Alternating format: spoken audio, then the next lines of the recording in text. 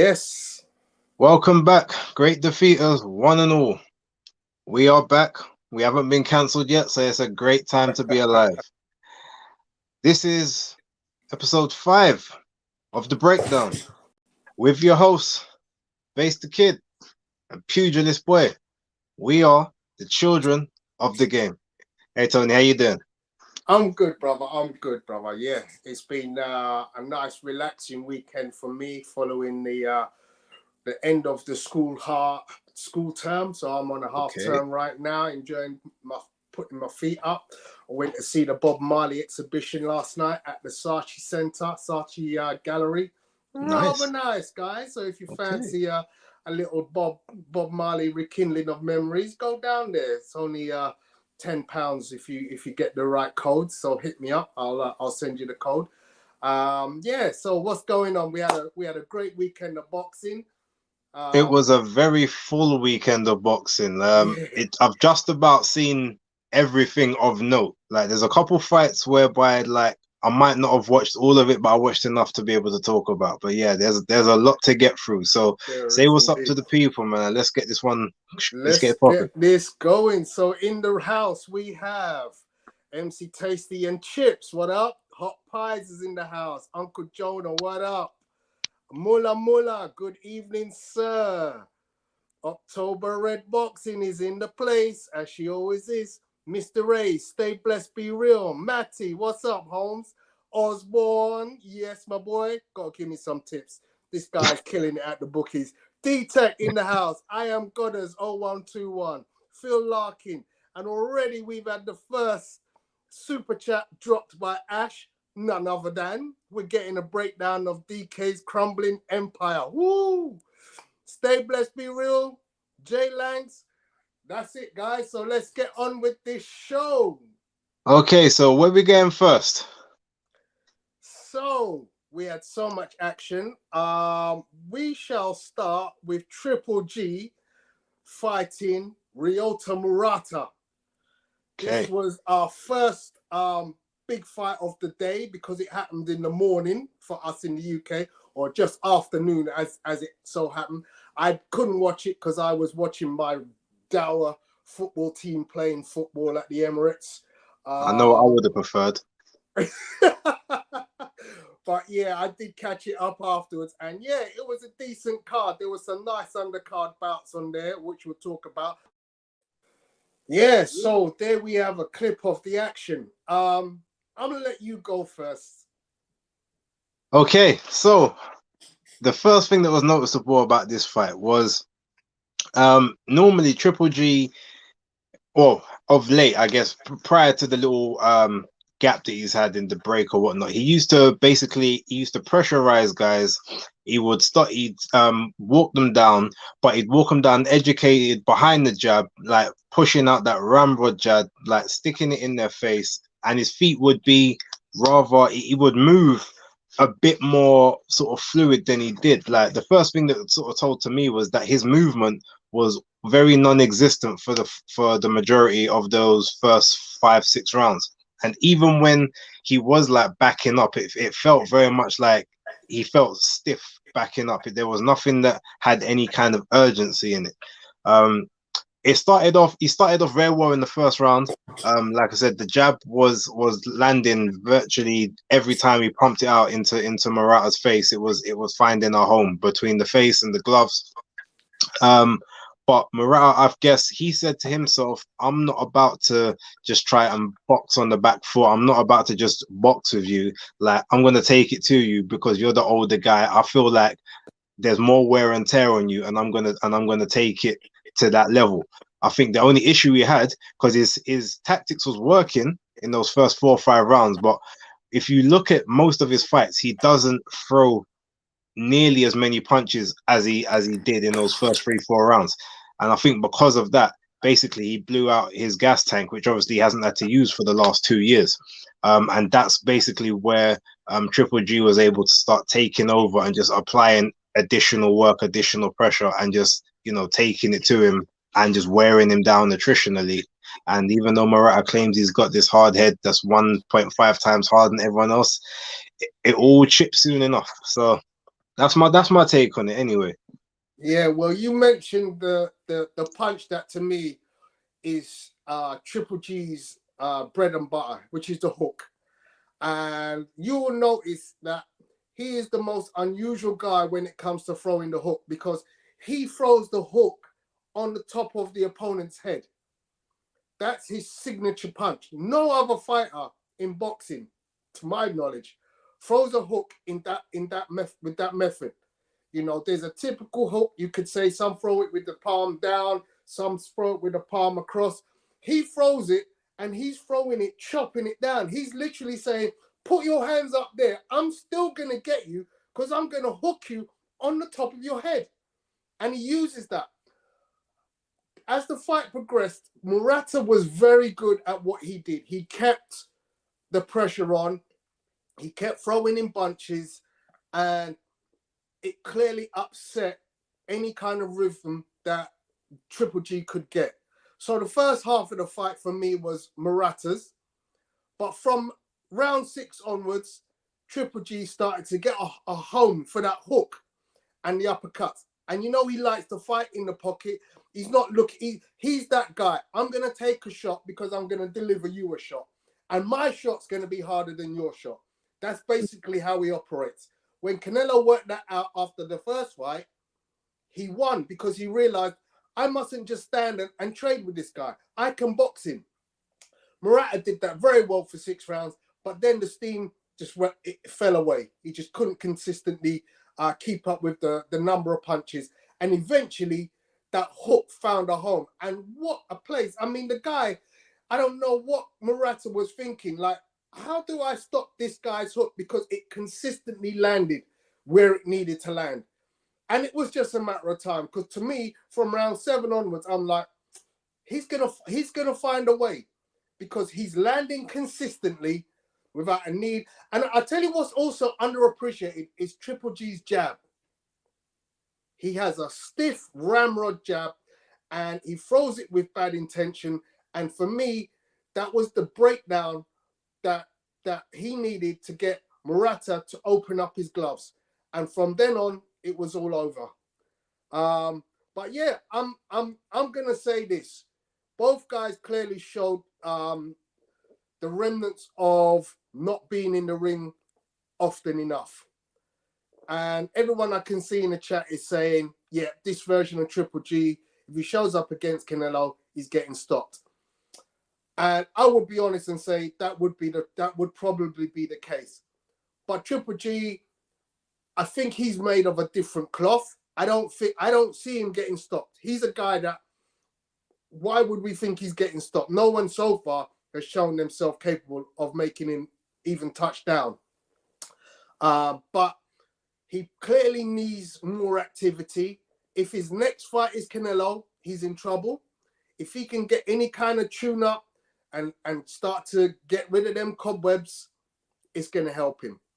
A tune-up? The fight's in the 4 months. What tune-up is he getting? 4 months already done. I mean, if it's a done deal, it's a done deal. Remember, it's September. Yeah, if it's a done deal, it's a done deal. But yeah, I mean, for me, the difference is Canelo clearly keeps himself active, and that's why, you know, he manages to keep up the pace. He manages to keep himself optimum. That fight on Saturday, you saw 2 guys who clearly haven't been keeping up with the Joneses. Yeah, what I would disagree, one slight thing. Murata was basically, I feel like the fight was even after the first 4 rounds. Possibly, maybe 3-1 up to Murata. Possibly. But by the time the 5th round came, that Triple G took over that fight. And Murata was flurrying, like he sort of would have like a 30-second flurry towards the end of the round, but he was just getting teed off on. And the 6th round was basically, you could tell the writing was on the wall when Triple G punched the gum shield out of his mouth. And then he caught him with a couple punches while it was still on the floor. And you saw Murata visibly dazed at that point. That's where I said, okay, I don't see how he's gonna come through the rest of this fight. But yeah, other than that, I agree with what you were saying. Cool. Fight Fan TV, what's up, Danny? This is why I said to you months ago why I don't want to see the third fight. I'm still intrigued by it. You know, look, I like Triple G. I think he's been a great servant for boxing. You know, this would be his last hurrah for me, and he's a guy that deserves it because you know what? He's a guy that said I'm not avoiding anybody. You know, he's taken on everybody, and at the end of the day, in the grand scheme of things, when you look at other fighters who haven't got the resume, you're going to look at Triple G and say that guy's got the resume. I don't know about all that, Tony. Bruv, I mean, you he's got say the resume.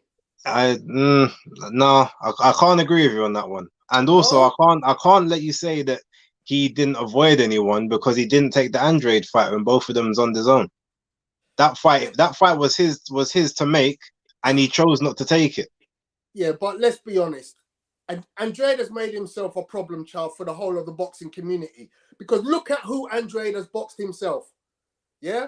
It's a unification. Like I'm not talking unification. about the quality of the two opponents. What I'm saying is there was an opportunity for him to have that fight to become a unified champion again before going into the Murata fight, and he sat out a whole year rather than take that fight. I can't let you get him off. No, he doesn't get a pass for that. I'm sorry. No, okay. Well, look, we're going to agree to differ on this one. I personally don't think Triple G is afraid of Andrade in any way, shape, or form. This is a guy who's taken on Danny Jacobs, Canelo twice, third time coming up. He's fought them all. He doesn't care about Andrade. Anyway, moving on because he cared about Sarah Matter though, didn't he? And Steve Rolls, yeah. All right. Anyway, cool. Yeah, let's move on. Ash says Triple G is the most deserving of any fighter between 160 and 168. Thomas comes in. Triple G is getting older, but still one of his favorite fighters. A different Danny says, "Yep, Triple G is a Hall of Famer for sure." So maybe that's a subject we'll tick onto another time. So moving on to our next fight from Saturday night, which would be the other headline show. That would be Ryan Garcia's return against Emmanuel.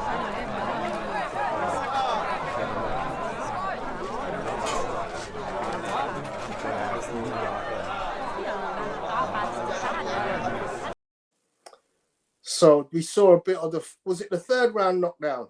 Second round knockdown. Okay. I'll start on this one. Ryan Garcia has obviously been out of the ring for a long time. He comes back and we're expecting fireworks. I mean, let's be honest.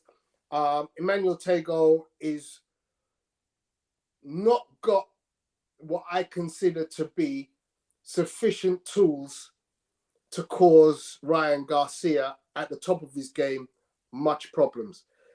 When I saw these two stand opposite each other in the ring and even on the scales, it looks like a catchweight. You know, right? They're like size difference is massive, you know. And obviously Ryan's got great boxing ability, but for some reason, he seems to have digressed from his last fight because the boxing wasn't there. He seemed to be hell-bent on a showboat stoppage. And so he completely abandoned the jab. Like literally. I'm like, well, where is this guy's jab? Why is my man not setting anything up?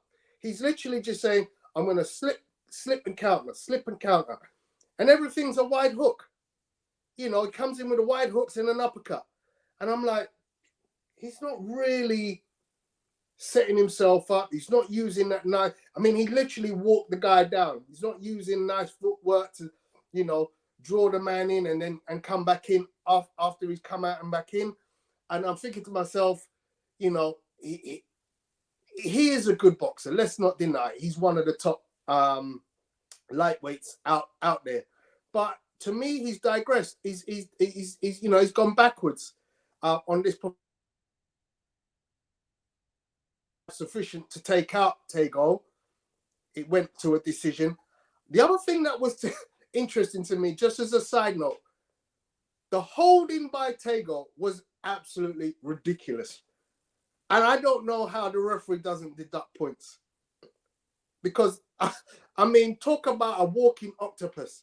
Man had hold of Garcia in a way that I thought they was going to end up in a hotel room at nighttime, literally. Oh, steady.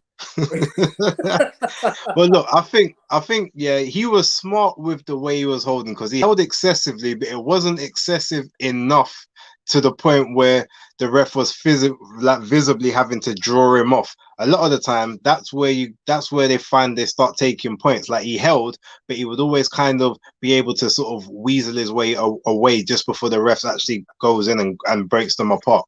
So I think that's why he basically got away with it. Now, with regards to Ryan, I will agree with you. He definitely has regressed since his previous fight. He's obviously in. You can kind of tell he's in between styles as well, because obviously Joe Gooson's trying to get him to sort of throw his shots slightly different. He wants to maximize the stuff that he does well before working on the stuff that he doesn't. You're right. Ryan was looking for a highlight reel knockout all night, and therefore didn't box well. Very similar to Gabe Rosado, but we can talk about that a little later on. Now, he was very ploddy, very cumbersome. His feet looked slow. There was as shown by that statement. Yeah, there was no. His feet were slow, non-existent. He didn't cut the ring off. He didn't work angles. He literally just followed the guy around who was naturally quicker than him. And he's actually lucky, if we're going to be real, because he came in, they did the fight at catchweight at 139. So, all right, he's lucky that To Go didn't have more power, because towards the end of that fight, To Go was lighting him up like for fun at points. And if he had a little bit more pop, if he even had the same kind of pop that Luke Campbell had, Ryan would have been on the floor because he was flapping all over the place. So, he's definitely got some work to do. Obviously, he's been out of the ring for over a year, so maybe you say, well, he's kind of got to get back into the mode and back into the zone. But as far as I'm concerned, I can't even give him a pass for that, simply because at the age he is, with the amount of fights he's had, there's absolutely no reason for you to have long layoffs unless it was all down to a physical injury, which it wasn't. And I put out a video a while back regarding the whole hand thing, whereby that wasn't actually about him like sort of recovering a broken hand. It was a play by Golden Boy. But anyone who wants to see that, they can watch that video later on down the line. But yeah, you can't be 23 when you're still trying to learn your craft and be out of the ring for as long as he has been. So he can't afford to now not be back in the ring at least another 2 times this year, even if one of them's supposed to be a knockover job, and then you have a bigger fight towards the end. Like, he needs the activity if he's going to get anything back, because the momentum's not there. Yeah, I mean, in terms of the lightweight picture right now, obviously George Kambosos is in a fight deal with Devin Haney. I'll be honest with you, I expect Devin Haney to win that fight, and obviously there's a rematch clause in place, so that ties up belts. You know, these rematch clauses, they're a bit of a nightmare because they tie up belts, and it means people have to wait even longer for their opportunities. So but you know what? So you say that, but I don't even think that applies here, because Ryan Garcia ain't fighting for titles as much as he claims it. Because if he was, he would have fought Devin Haney back at the end of last year, or like the start of 2021, when he was next in line. He was the mandatory to fight him, and he chose not to. So no one can really tell me that he was looking for world titles. I don't think he cares about how long they're tied up, if I'm honest. Yeah, Matty says he needs more fights before being let in with the big boys. But is not Ryan Garcia already one of the big boys? Don't know. I plead the fifth. I mean, let's talk money. When it comes down to dollars and cents, Ryan Garcia is right up there. You know, he's but does that make him a big boy just because he has a big drawing? Well, it kind of does. It kind of does. I mean, people will say Conor Benn isn't a big boy. But let's be honest. With the crowds he's pulling in and the money he's generating, Conor Benn legitimately right now has to be considered one of the big boys. Even though physically, technically, he's probably not up there with the elite. And I'm only counting like 2-3 fighters in that elite group. I don't know. I mean, if you say that, then you got to say the same thing about Derek Chisora or Lewis Ritson. Like, are they the big boys? Like Kerwin Leharaja I mean, Derek in Chisora is Spain. definitely So not. I mean, I don't think you count it by how much money or how much of a crowd you can draw in. I think it has to be about if you are on the level of your competitors. That's how I look at it. Yeah. And I don't think he's there. Okay. Danny says, what do we think about Tio versus Ryan? I don't think that's happening because Tio ain't fighting at lightweight again. That's a fact. Well, when Ryan moves up, it could possibly happen, but one of them's gonna not be on the same platform they're on now. Okay. Garcia has 15K in the arena. 99% US fighters can't sell like that. Fact. He has followers, but it doesn't translate to money. I ain't so sure. I mean, he comes over here, he knocks out Luke Campbell. He does numbers, bro. He does numbers. Stephen Copper says, Campbell was in America. I think Kambosos is going to beat Devon. Wow. In Australia, I don't think he'll get beat. Okay, we'll see. We'll have a good chat on that one before that one happens because that's a great fight. Big money does not make him a big boy, as Ryan is considered part of the new school Fab Four, right? I wouldn't go that far, Danny. I think he's definitely what I would consider top five lightweights. So Kambosos at the top of the tree, Devin Haney, Lomachenko. Then you're gonna say who else? If he ain't the next in that pot of lightweights, oh sorry, Gervonta Tank Davis. If he decides to fight at that weight, but we never know with Tank. Could you give me one base? Somebody else? I think Comey beats him. Richard Comey. Richard Comey beats Ryan Garcia. Listen, I love my boy Richard Comey. He's a guy that trains in my home gym, All Stars. But I have to say, Comey gives him a tough fight because he's a tough kid anyway. But I'm gonna pick Ryan Garcia in that one. Mr. Ray says Tio, I'd like that fight, but as I said, that ain't happening anytime soon because Tio ain't fighting at lightweight again. Ash says Maxie Hughes versus Ryan. That's a nice I was actually, fight. It's funny you put that up because I was actually going to say to you, hot take, I think Maxie Hughes could beat him as well. That's a good outbox him quite easily all night. And that would be, to me, that fight makes a lot of sense because that makes money and, you know, it's a good evens fight. That's a good shout, Ash. Just going back, MC Tasty says Triple G looked hurt when pushed to the body. We've seen Triple G get hit to the stomach before hard, and we know he winces, but he gets through it. Matty also says, I think Maxie would win. So that's interesting. Okay, so let's move on, shall we? The next fight that I wanted to go to was, to me, the fight of the night for me, which was Erickson Lubin against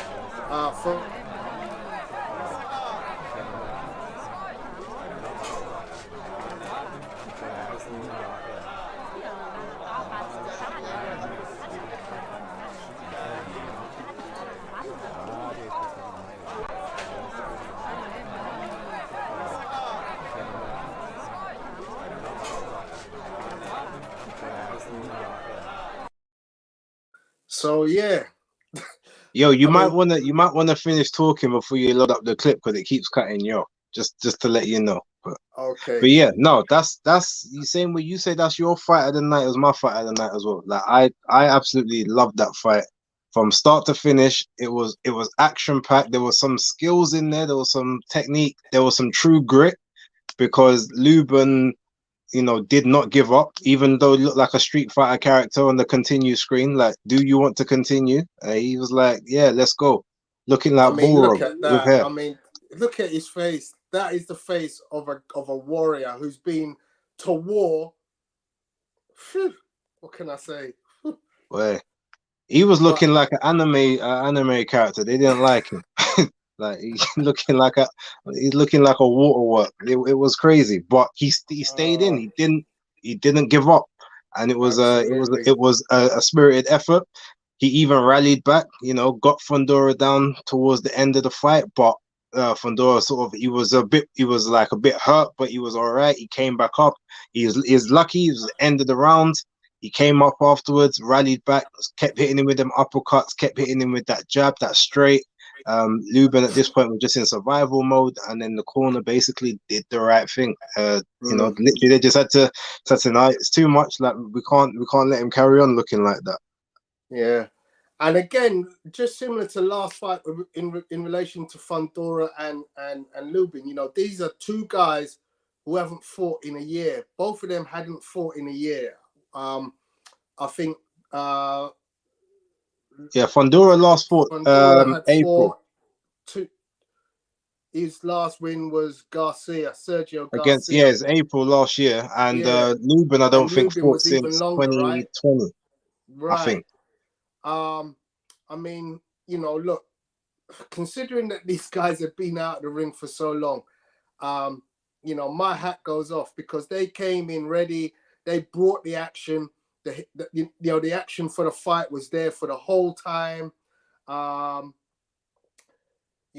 Lubin just got into his reserves when he got really hurt. He put down Fundora. It was like, wow, yeah, go on, Lubin. But at the end, Sebastian was able to get back up, use his long levers. And I talk about levers, this is the strange thing. This guy what is he listed at? 5'10"? 6'6" or 6'5.5". Okay. I mean, the height difference. And it's, again, one of them big guy, small guy situations. Lubin is punching up to get the guy's head. But Fundora, Fundora doesn't use his natural length to his advantage. You'd think a guy like that could jab a guy off. Just keep him off you. Whatever you do, keep him off you. Use your long, straight, left, right. But he doesn't do it. And, engages in inside battles and infighting when he doesn't need to. But, listen, the guy's there. He's done what he's needed to do. He goes on to 19-0 with one draw. What's your last take on that one? What I would say, right, so when we talk about the inactivity, like obviously Lubin's had 2 fights in the last 4 years, I think, which isn't great at all. So he was really like struggling in terms, like he definitely needed the activity. And now, unfortunately, or I guess ironically, he's going to end up having a very long layoff again, because there's absolutely no way that he would be able to fight again this year with the amount of damage that his face took. So again, that's going to be a long time out for him. With Fundora, though, it's a little bit different. Like, he's not inactive because he doesn't want to fight. He's just more inactive because PBC don't have that many fight cards. So sometimes that's just a problem with being on that side of the street, so to speak. There's just not as many opportunities to be able to get out because there's only got so many a year and there's only so many people you can put on a card. But he's definitely, I mean, he was lucky to get the victory over Sergio Garcia. The general consensus is Garcia did actually do enough to win that fight, but unfortunately, it was a bit of a hometown decision. But yeah, I mean, he's definitely got abilities to progress past that. I could probably see him maxing himself out at super middle. I don't really think he'll go any higher than that, purely because his frame, you can see from his legs, he won't have a good solid foundation anything above that. And those guys, when they start hitting more like heavyweights, it's going to be a lot harder for him to keep his balance. But it was a good fight, a good fun fight, and I definitely like it. And maybe in a couple years time they can run that back. Yeah, for sure. A couple of comments coming in. Beefy Smith would beat Fundora. What's your thoughts on that? Yeah, he's a good body puncher, and Fundora's got a lot of body to hit. So yeah, I agree. Yeah. Steve says my head was aching just watching that fight, and yeah, I mean, I'm as an ex-fighter myself, I'm always dodging shots when I'm watching boxing, and I'm like, move your head, you know, and the guy wasn't moving his head. Okay, so let's just touch on this very quickly. We are going to talk about Spence Ugas a bit later, but I just while I've got it in the chat and it's there, I'm just going to hit it quickly. You think the large draw from Errol versus Ugas is due to the curiosity of how Errol reacts to his first few punches to his injured eye? What say you? No, I think it's one of those things whereby it's just, look, it's a good fight. The only reason that fight got any backlash at all was because it wasn't the fight we wanted. But ultimately, it's a good fight. It's a unification. Ugas, he might have 4 losses, but Ugas is technically a very, very good boxer with good power and steel and determination. Like, he's gonna, the intrigue is the fact that this is a guy who can legitimately beat Spence on points. He doesn't have to get the knockout to win. Like, he could literally win on points if it's a fair card, or if you can say, like, you know, if he either makes it conclusive or if it's to a point where he can almost get a moral victory, like, oh, everyone saw that I won 9 of those rounds, so how did you win in the end? So it's one of those ones. So that's where the intrigue comes from. The eye is just like a secondary helping of a, that's like just a dessert. Oh, will the eye hold up? Is that eye actually now stronger than the other eye, as he claimed in one of his videos? Like, we'll find out. That's the next intrigue. But you guarantee that Ugas is going to be targeting that eye. Yeah, 100%. I mean, in all honesty, my own opinion is, if he's carrying on his career, the eye's got to be tested in all shapes and forms. They're going to have to run numerous tests. I know these people, you know, the kind of people that you have within the profession, the technology that we have today, that I would have gone through all sorts of testing. Obviously, he's had to go through extensive camp with sparring. Look, we know with any kind of injury, it can be re-aggravated with, you know, solid hard punches. And yeah, of course, Ugas has to take advantage if there's a weakness there. But I personally am willing to wipe the slate clean and consider him back to his full self, because I would like Errol Spence to come through this fight unscathed with a win. I personally want him to win. I think Ugas gives him great problems, but I want to see Spence win, and I want to see that mega fight that we've all been craving for several years, which is him versus Bud Crawford. Okay. So let's move on. We've covered 3 of the 4 headline fights. We shall now cover the 4th one, which was Michaela Mayer versus Jennifer Han.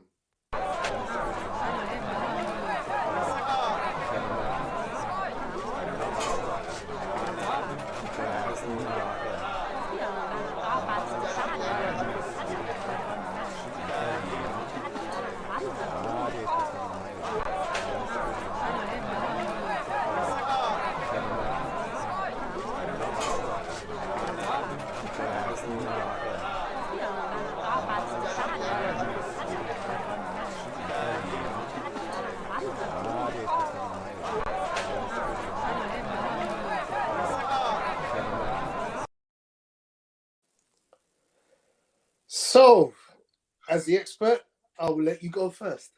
Okay, well, in this fight, the first thing that I noticed when watching was Michaela Mayer was trying to do 2 things. She was trying to, number one, prove that Jennifer Han has nothing to worry her. So she was pretty much just stalking her, walking her down. She didn't set anything up behind the jab. There was no double jabs, no triple jabs. There was very little work to the body. Her whole game plan was literally to get on top of her, to rain down, because Michaela's she's got enough power. Like, she is quite decently punch power, even though the record doesn't really, you know, show that, but she's got enough there. But her whole thing was basically to beat Jennifer Han in a much better fashion than Katie Taylor did, so that she can try and leverage that into a fight with her, like, later on in the year, because that's basically her new aim. But one thing I noticed, the way she was walking forward on her, it was very reminiscent of of Savannah Marshall against Femke Hermans from the other week. Sort of just walking in, not even necessarily with the guard up, just literally just walking in, arms at mid waist, like prodding forward, like, okay, because there's nothing you can do to get me, so I'm just going to make sure that I've got my arms in the right position where I can generate the most amount of power possible to catch you. And ultimately, if you look at her face at the end of the fight as well, Jennifer Hunt, that was the goal. It wasn't a great performance by Michaela. Like I said, she didn't really use angles much that she's known for. She didn't necessarily try and set things up. She didn't really try and soften Jennifer up. She just literally went in there trying to, again, sort of either get the highlight reel knockout or just trying to beat her a lot better than Katie did. Hence why, for the first time in her career, she actually even got cut over her eye, because she got caught by something she wouldn't normally have got caught by. So she's still got a little ways to go. But it was a very composed, dominant performance where Jennifer Hunt, yeah, she gave a spirited effort, but she just didn't have nothing for Michaela. Yeah, and I would agree 100% with you on everything you said. You know, good spirited effort from Jennifer Han, but you know, Michaela came back looking great. She's clearly got an agenda to go out and fight, you know, Katie Taylor again. So yeah, she looked good. She looked very good. So, anything more on that card? I can't say I saw anything. I didn't see, you know, I didn't get to see the rest of that card because there was two other cards on the exact same time, and I think I fell asleep and then I woke up at the main event. I know there were other fights, but none of them ain't been put on YouTube yet. So yeah, I'm gonna have to hold the off. Fight that we talked about previously, that's going to be our next fight to look at, was Shane Mosley Jr. versus Gabriel Rosado. And for anyone that's wondering why we've got the sound like that, it's obviously to stop the channel getting any strikes for copyrights from footage. So yeah, if it's in case you was like, why does it sound like that? That's the reason. But let me start off with this one. This was one of the couple fights that I predicted wrong. I thought that Gabe would win purely because I've seen a lot of Shane Mosley Jr. and I haven't really been impressed by much. He's definitely not, to me, gonna be like a contender of any real sort. He's kind of just one of those guys that's gonna kind of just always be in the mix. That's how I saw it. And Gabe Rosado, was that a pun? Just bringing in the contender because you know he got to the final of the contender. Well, I mean, maybe it's just my natural flair. Who knows? But yeah, no. So realistically, I thought like he wasn't really gonna do much in that fight. Gabe Rosado's fought the much better competition. He may not have beat a lot of these guys, but he's took a lot of these guys to the limit. And it almost felt like he was about to have this Indian summer. You know, the Munguia fight, you could say he wasn't comprehensively beaten. That obviously he knocked out Bektamir Melekuziev. So you just thought, okay, maybe he's got it in the locker. And yeah, he did basically the same thing that Ryan Garcia and Michaela Mayer did. Like all he did was just look for a knockout. And by looking for a knockout, he didn't box.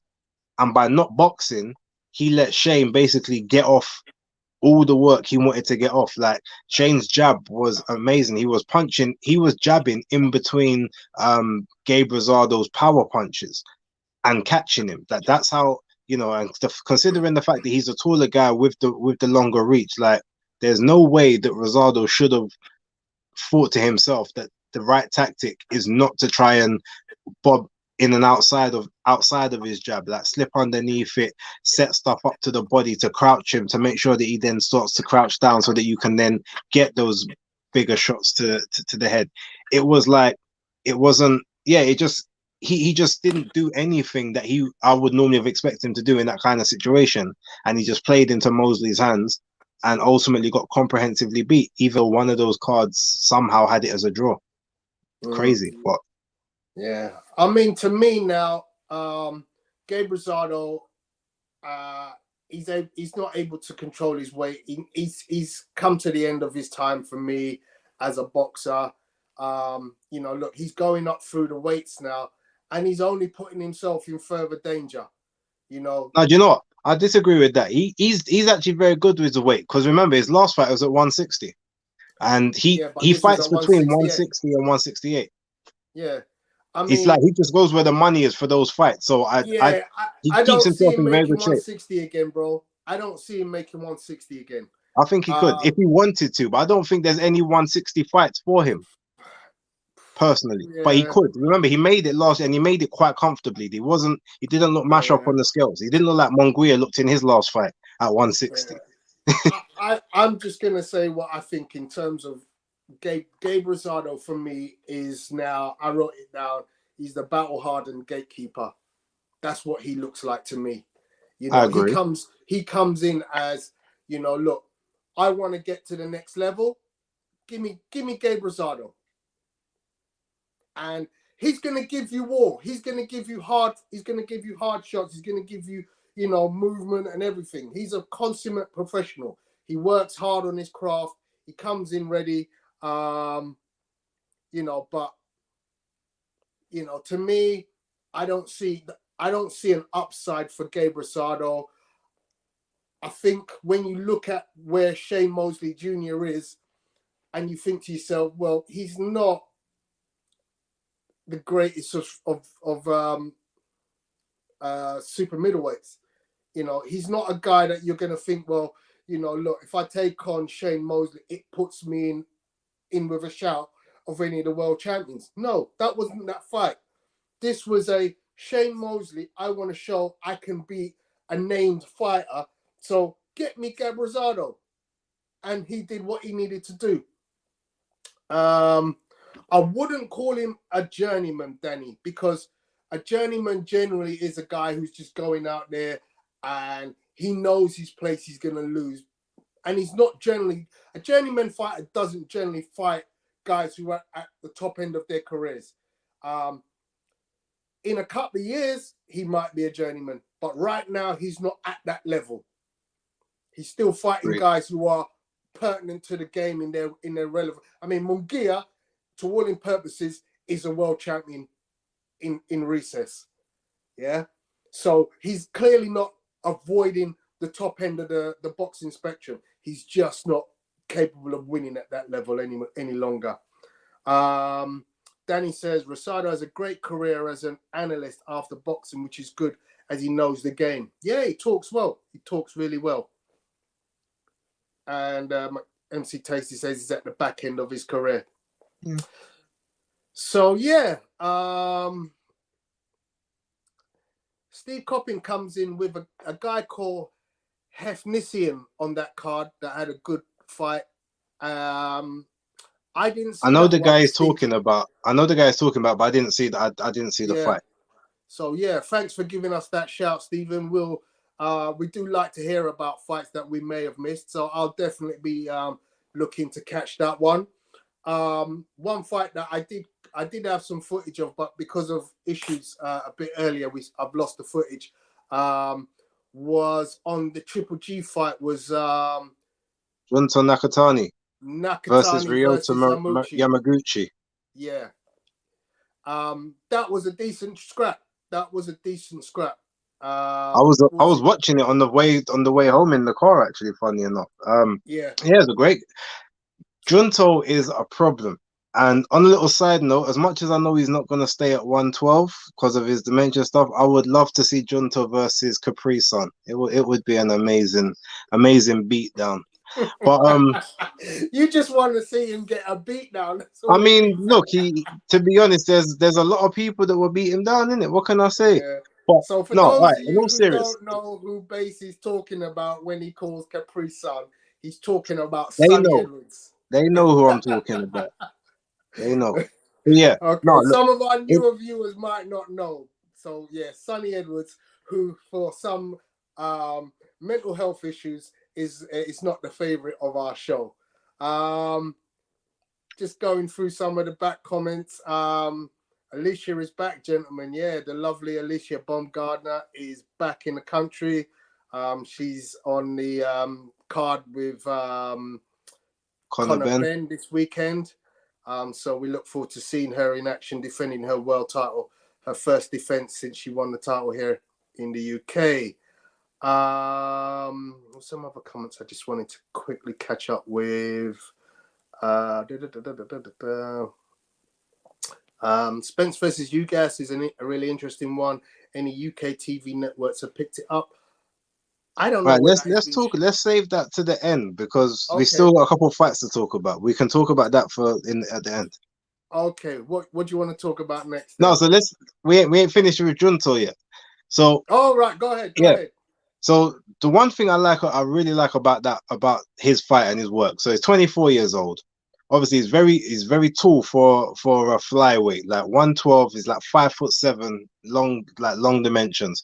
But what I really liked about that fight is as spiteful and as hard hitting as he never once looked for the knockout. He literally was just boxing. He was working. He was picking his shots perfectly.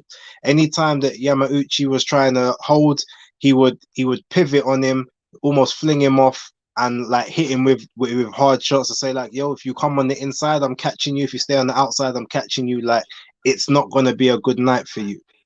And what I really liked about that was, why have I got echo? What are you doing? I don't know what's going on here.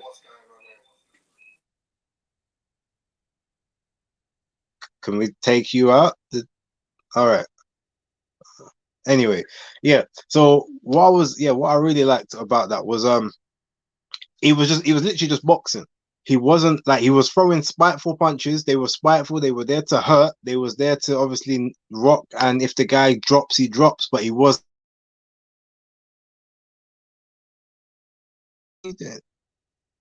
What are you doing?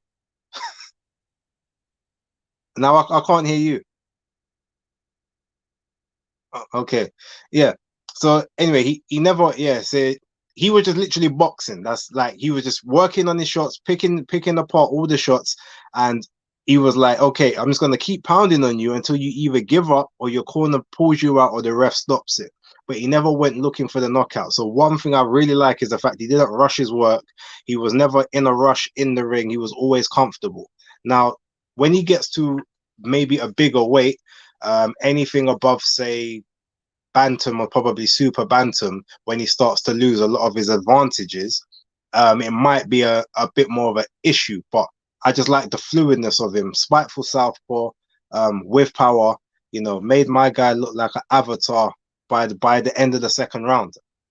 You know, by the end of the eighth round, he really looked a mess. He looked like a waxwork painting that got melted. Like that's how bad his face was looking. But you got to respect Yamauchi as well because he never gave up. He landed some decent shots as well, but Nakatani took them. But he slipped and he avoided the majority. So yeah, it was a really composed performance, and I really like to see it. So yeah, sorry about that, guys. I was trying to load up a video from my other device of the Nakatani, but What kind of video, Tony? I would have been One of the special videos, yeah. Yeah, it would have been one of them. But Right. alas, I couldn't get it going. Yeah, man. We don't want to get struck down on YouTube, man. No, Leave those ones at no. So home. we Leave those for won't the be about backstage. that life. Yeah. So, yeah, those are the fights from the weekend gone. Any other ones that we want to talk about from last weekend? No. Oh, Tony Harrison and Sergio Garcia. Okay. Yeah, got to touch on that real quick. Go ahead. Okay, so the same way that Sergio Garcia unofficially beat Sebastian Fundora, like Tony Harrison, as I predicted, like he basically showed why he's still one of the top 154 pounders in the game. When his head's clear and he's actually like boxing as he can, he makes things look easy. He makes it look effortless, which is why it's so frustrating that he's not better than he is. Because the talent this guy has, I believe, in the 154 division is unrivaled. Like in terms of footwork, in terms of speed, boxing IQ, like punch placement, everything, he just doesn't apply himself. But because I know his dad passed away. I think it was last year or in 2020, and basically he said that his last couple of fights, basically he wants to everything is now a tribute to his dad. So if he keeps on with this whole mindset that maybe he's generating now, then he could do something. He could probably have another run at a title or something in the game, because the level of the level that he showed that he was above Garcia was like, it was almost frightening to a degree. It was virtually a complete shutout of a fight. So I just wanted to put that in there real quick. Like, the level, Garcia's no slouch. Like, Garcia's a very good boxer, and Tony Harrison just made him look like a plaything in sparring. So yeah, I just wanted to put that out there as my take on the fight. But what did you think of it? Yeah, I mean, I'm pretty much again in agreement with yourself. Tony Harrison has shown himself to be, again, a consummate professional. 2 fights with Jamel Charlo. Look, a guy that I have the ultimate respect for. He's going to come in, he's going to do his work. And he looked really good in that fight. He set everything up.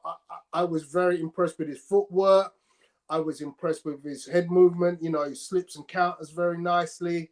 And he goes through a process. He feels you out. He takes his time. He doesn't rush in. And then as the fight develops, he's getting closer and closer, which is what you want. So, yeah, I'm very impressed by his work this weekend. A very good performance. So, yeah, I think he's one that I would like to see again, getting a fight for a world title at some point. I agree. So, that said, we can now move on to talking about the weekend coming. Wow, wow, wow. What a weekend coming we have.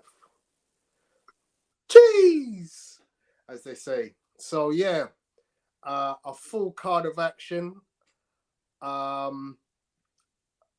up in Manchester, headlined by Conor Benn versus Van Heerden. The more I think about this fight, the more I think, you know what? Is this the right opponent for Conor Benn at this stage of his career? Okay. What are your thoughts on that?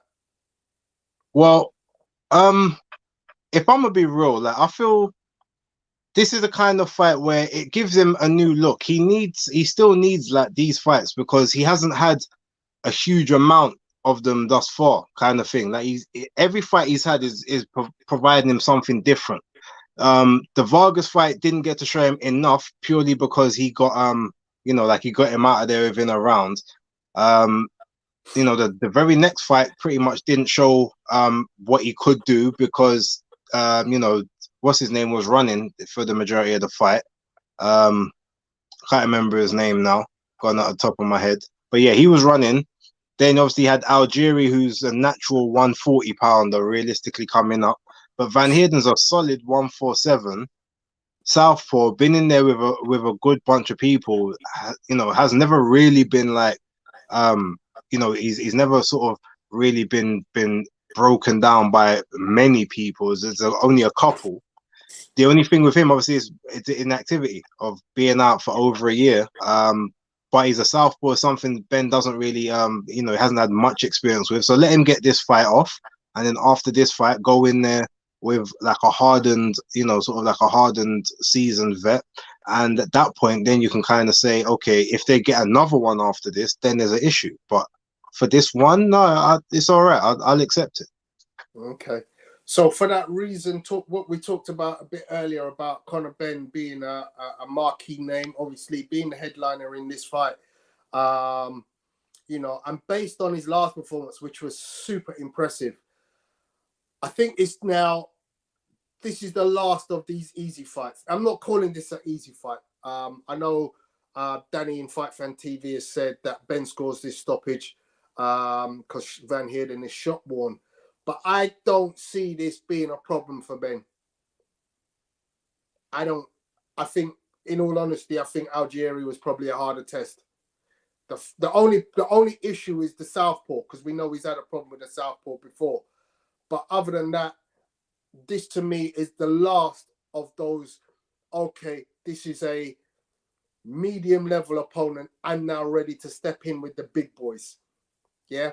So by money, yeah, he's now a big boy, but by technique and who's on your roster, he now needs to step after this fight, if he goes for it successfully, to step in with a proper big boy.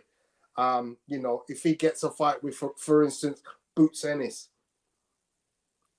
They'll never make him fight Boots Ennis.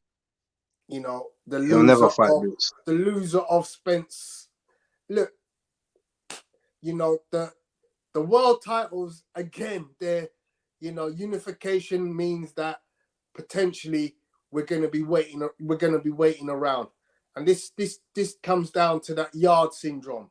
Yeah, Anthony Yard. Do I sit around and wait a year for a world title, or do I test myself against somebody who else might be up in that echelon and might give me a good fight? This is why I like Dan Aziz? No, White. Dillian White. Because Dillian didn't step around and go, well, I'm just going to wait the 2-3 years for my shot. No, I'm going to step in. I'm going to fight another guy or guys who potentially are going to be good marquee names, but also bring a degree of danger.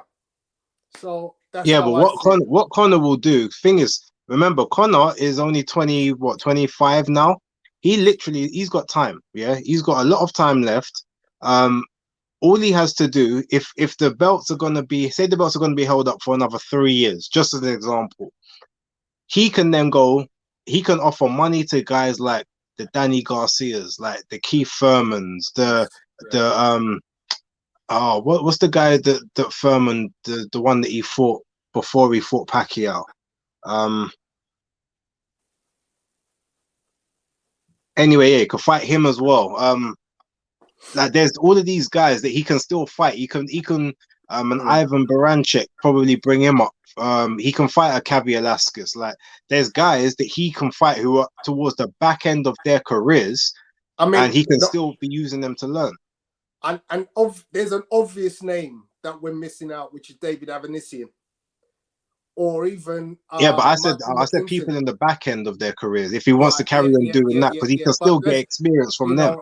There's a question there: who would we like to see Ben fight in the next fight if he wins on Saturday? So those are guys. You know, you've rattled off a load, and I've added Avanesian, Michael McKinson, as I said. You know, there's some good fights. There's some really good. I'd like to see him fight Alexis Rocha next if he beats Van Heerden or Danny Garcia. If he wants to stick around at 147, which he probably won't. But yeah, does Josh Taylor want to stick around at 140?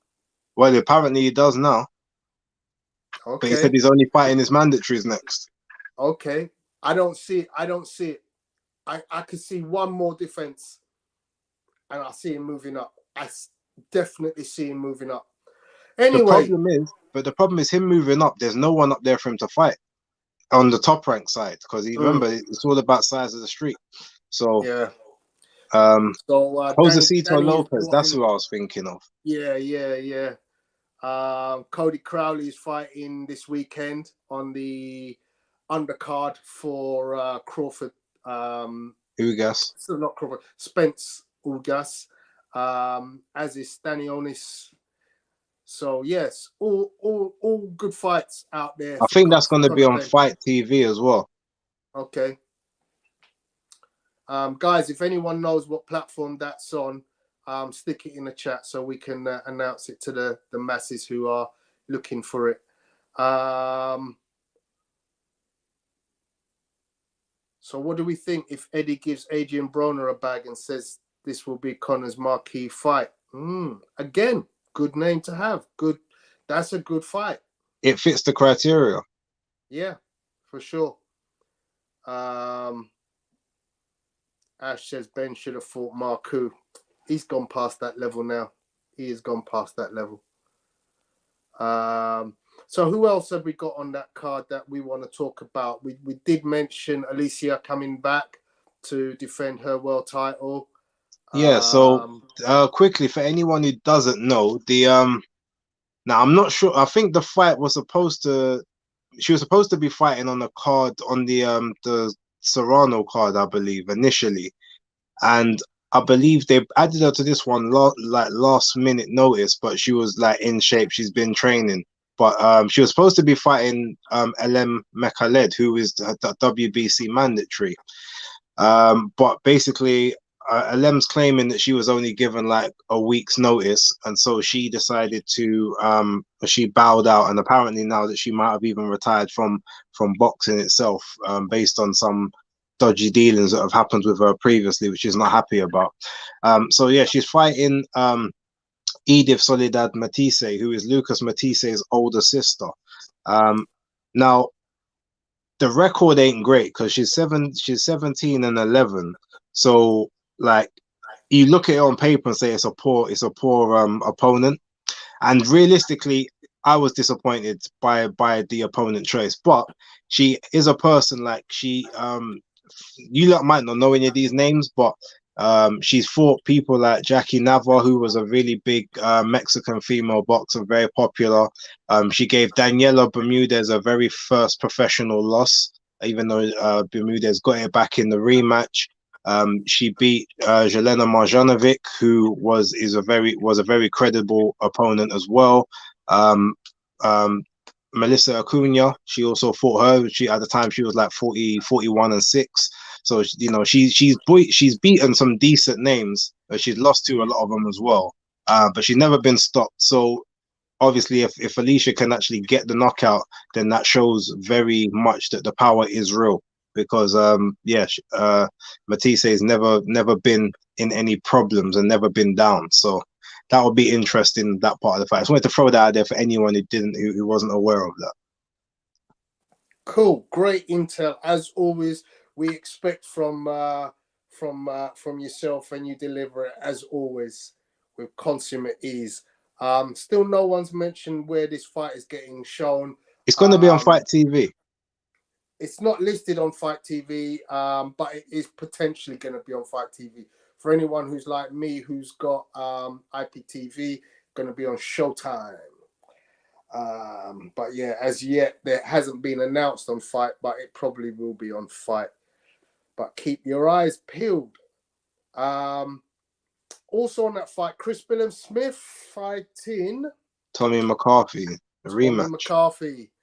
Yeah, decent scrap. What's your thoughts? Yeah, first one was a good one. I don't think that Billam-Smith won it, to be honest. So it's a bit weird why he'd take the rematch, knowing he got a bit of a gift decision in the first fight. But overall, I mean, it's a good scrap. I'll be happy to watch it. Yeah. There's some other fights on that undercard. Probably the only ones you'll probably know or want to hear about is Campbell Hatton is fighting his 7th professional fight. He's currently 6-0. He's fighting a guy called Lee Glover, who's 11-9. Jack Cullen, who's 23-1, is fighting Vladimir Belushki, who's 12-3-1. And that's probably about the best of. Oh, Jordan Thompson, gotta give him a shout because I know that's October Red's good friend. Jordan Thompson, the heavyweight, is it? Cruiserweight. Cruiserweight, yeah. He's 12-0. He's fighting an 8-rounder against Mariano Angel Judino. So that should be a good fight. And I know October Red is at that fight. So October, if you're still listening, and hope you enjoy that fight card, and we look forward to hearing your feedback. North Bank Bren, all hail IPTV. Yes, sir. Anybody who knows about that knows about that. Steve Coppins says Billam-Smith versus Tommy McCarthy will be a good fight. Yeah. Yeah, thanks, October. So the other card with Spence Ugas on the undercard is a pretty decent undercard. Yeah, one of their best. One of their best. So let's get into that very quickly.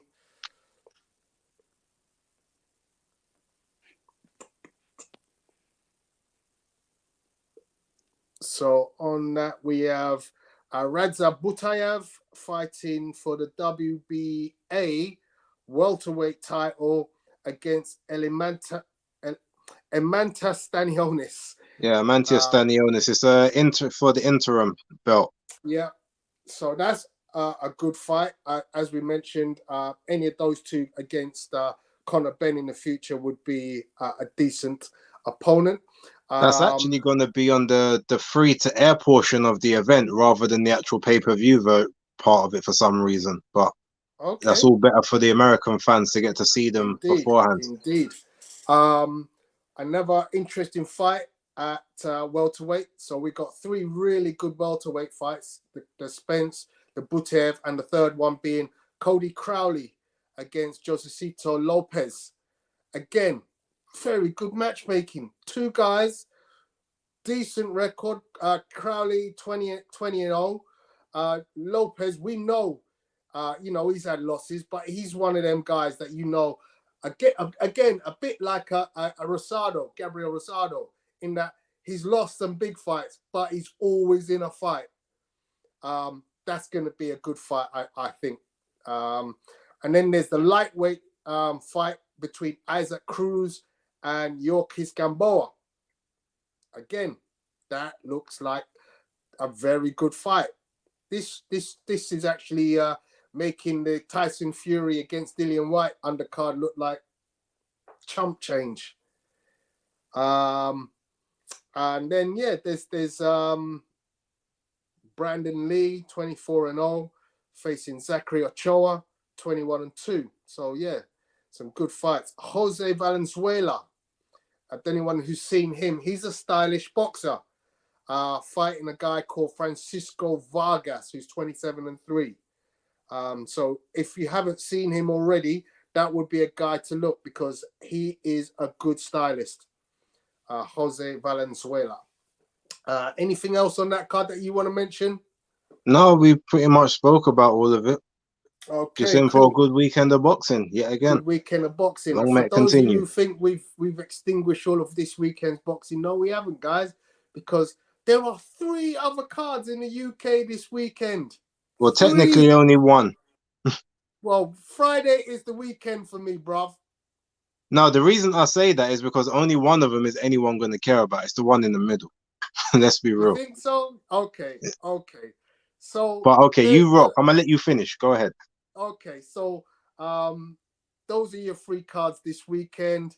Friday night boxing sees the Gwyn Willis show. It's an MTK show at York Hall.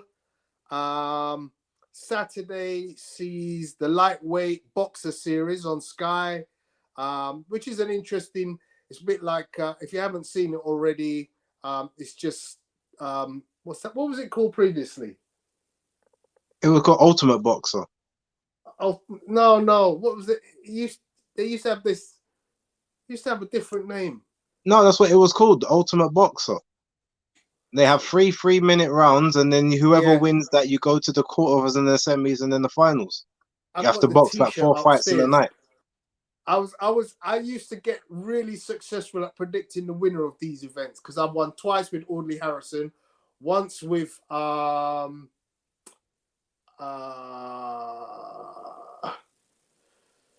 Macho, the entertainer, and once with Larry Eckendale. So yeah, that takes place. That's the boxing on Sky this weekend. That format should be quite entertaining. And then there's another card with Queensbury Boxing up in Telford, seeing Cunningham versus Lecouvier. But as you said, Base, not many people are going to be tuning into that one with all the other action. That's Prize Fighter. Muller has got it right. Prize Fighter. That's what I used to call it before. So I got one of their T-shirts from one of the shows. I used to like that. I used to really like that format. So yeah, that's the boxing action this weekend. A full calendar of fights to look at. What's at the top of your with all that boxing? What's the fight that you are most looking forward to? Spence Ugas. Spence Ugas, okay. I'm gonna join you on that one. Yeah, that should be the one. But there's some very good other ones, as we know. Right. So yeah, guys, we've come to the end of our time. We've been a little bit over because there's so much to talk about. For those of you who were wondering what happened to Monday Night Smoke last night, there were some issues. I can't get into it because I only just found out myself. I was actually out last night and therefore wasn't able to watch the show. And then when I did try to watch it back this afternoon, it wasn't there. So yeah. In terms of thoughts on MTK and that guy's name, who I'm not going to mention, North Bank Bren. I'm not going to go into that because I just happen to like my feet. No, but literally, let's see how that one pans out, guys. But thanks very much for joining us. Base, any last comments before we close? No, as usual, I just want to big up every single person that tunes in because you didn't have to, but you gave us your evening. I appreciate that. I hope we did a good job for you. Tony was in a bit of a madness halfway through, but we persevere as always. I got to big up Tony because he holds the show down for anyone who doesn't know. And, you know, I'm going to let you in on some of the trade secrets right now. My laptop is shagged beyond all belief right now. So I do most of the stuff through my phone, which means that Tony has to man the show via the iMac and everything. So like this show wouldn't run without him, especially with us not doing it in the same location. So shout out to my co-host. Shout out to the big dogs who, yeah, they didn't show up last night, but that's all good because we're here, so they didn't have to be. Shout out to October in the comments, who also does a tremendous job, and shout out to the backroom staff as well, like Wale and everyone else behind the scenes. And yeah, well, that's me done. Just check out my channel. I'm gonna be dropping another vid tomorrow. I still got content from the weekend just gone. So BaseDaKID, the hardcore casual. I tried to put the link to pin it to the chat, but we haven't quite got to that level of technology just yet. But yeah, you guys can find me. Just see my name as it's spelled there. Just type that in YouTube. You'll find my channel. Watch those videos if you can. Give us a subscribe and all that good stuff. And as Tony has just put up on the screen, we will be hosting the undefeated viewing party for Fury versus White. Hopefully, you know, considering it goes ahead as we believe it to. Old Tigers Head, Lehigh Road, 351 in Lewisham. Tickets are still on sale. I think we need to put the link for tickets in the chat. So we will do that on the main video, or we'll get one of the team to do it. If you haven't got your tickets yet, go get those because we're going to have a great time. The jokes are going to be flying, even though we're not comedians. The drinks are going to be flowing. It's going to be very lively up until that main event. For sure. And let's be honest, guys, we are in the midst. We're right in the middle of an absolutely amazing set of fight cards coming up. So literally between us, I'm pretty certain we will have so much action to chop up. You know, we can be talking for, you know, we've got just a few weeks after, we got Craig Richards against Josh Buatsi. Everybody's going to have that on the tip of their tongue when we meet up. I'm absolutely certain because I know, you know, that being two local boys, that a split opinion in terms of how that fight's going to go. But there's so many others, and I'm sure we'll be talking about those fights, breaking them down, having some fun, enjoying a drink. So, yeah, we look forward to seeing you on the 23rd for that. All right. Guys, thank you so much. Have a lovely week. Don't forget October Red News. Whenever that comes out, be on the lookout for that. The guys will be back with their podcast on Thursday, as always. Have a great week and see you guys soon.